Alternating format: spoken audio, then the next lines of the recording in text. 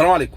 كلام كتير قوي قوي قوي قوي حصل بعد موضوع تعديلات قانون المرور الجديد، وسيبك من كل الكلام وكل التعديلات. احنا عملنا فيديو قبل كده، لو بصيت في الصفحه هو اخر فيديو نزل على الصفحه، شرحت فيه التعديلات كلها. ولكن اهم تعديل في الموضوع كله اللي كل الناس بتسأل عليه هو مخالفه السرعه، الرادار. مخالفه السرعه احنا عارفين كانت 300 جنيه، وبيجي لك رساله ولو دفعتها في اول 24 ساعه بتاخد تخفيض النص، بتبقى ب 150. ان عملت المخالفه دي تاني خلال 6 شهور بتبقى ب 500 جنيه وتتصالح ب 250. ان عملتها تاني بتوصل ل 1000 جنيه وهكذا. ولكن القانون الجديد بيقول ان مخالفه السرعه بتبدا الحد الادنى 2000 جنيه وتوصل حد اقصى ل 10000 جنيه. فكل الناس بتسال، وهو فعلا الناس كلها عندها حق وكله متخوف. يعني انا دلوقتي لو عملت مخالفه سرعه سواء نازل من الكوبري، احد المتابعين سال سؤال مهم، انا نازل من الكوبري ما خدتش بالي والعربيه شدت مني سنه، نزلت 65 من 60، اترزع 2000 جنيه؟ يعني طب ليه يعني على الحاجات دي؟ فناس كتير سالت وناس كتير اتكلمت، ولكن في راي طلع قال يا جماعه لا، ده هم بيقولوا ان مخالفه السرعه اللي حدها الادنى 2000 جنيه وحدها الاقصى 10000 جنيه دي على الطرق السريعه فقط، مش داخل المدن. المخالفه مش داخل المدن، المخالفه على الطريق السريع وانت مسافر.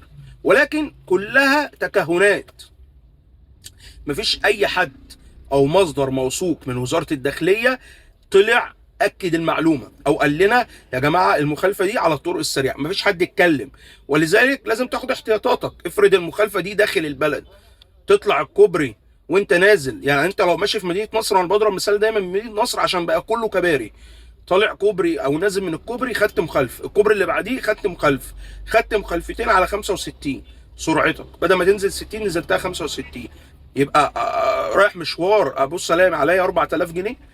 او واحد خارج يشتغل بالعربيه اوبر عشان يجيب 500 جنيه لعياله، يروح يلاقي عليه 4000 جنيه. ما هو مش معقول يعني، اكيد في حاجه غلط، اكيد لازم يا اما على الطرق السريعه او يا اما في حاجه مش مظبوطه.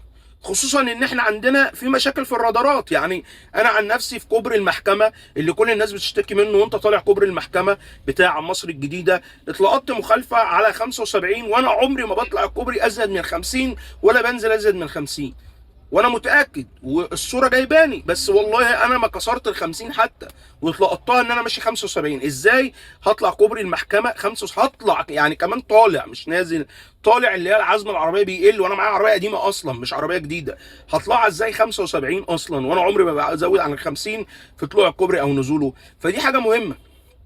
فلازم قبل تطبيق الموضوع ده، لان دي اصعب حاجه ممكن تقابل الواحد. ممكن الواحد في خلال الشهر بالطريقه دي يعمل له مثلا، يعني هيقول ايه، ما هو هتضاعف. يعني خلي بالك ان هي مش 2000 جنيه بس، ده انت هتاخدها 2000 جنيه. طب لو عملتها تاني هتتضاعف، هتبقى 4 و6 و8 و10. هي دي المصيبه. فاكيد في رد، لازم وزاره الداخليه تطلع توضح الموضوع. المخالفه دي يا جماعه داخل المدن ولا خارج المدن؟ التطبيق تم امتى او هيتم امتى؟ هل القانون هيروح لسه مجلس الشعب يتشرع ولا القانون خلاص هيتطبق؟